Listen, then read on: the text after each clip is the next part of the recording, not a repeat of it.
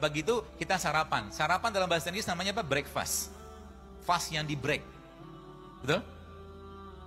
Ibarat kata buka puasa. Buka puasa, Rasulullah mengajarkan pakai apa? Udah mulai kelihatan cluenya kan?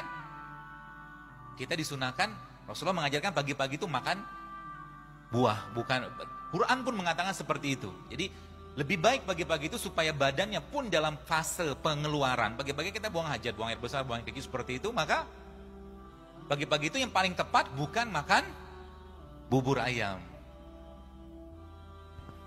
bakwan. Jadi pagi-pagi ngapain? Minum air putih udah cukup sebenarnya. Anda makan sedikit buah-buahan, ya, dikunyah dengan baik, atau makan kurma sudah cukup pagi-pagi. Dan pagi-pagi juga bukan waktu yang tepat untuk makan karena memang grelin atau hormon lapar itu paling rendah di pagi hari. Jadi kalau orang makannya pagi hari banyak sama kayak siang pasti ngantuk. Seperti yang ngangguk-ngangguk nih para pelaku-pelakunya.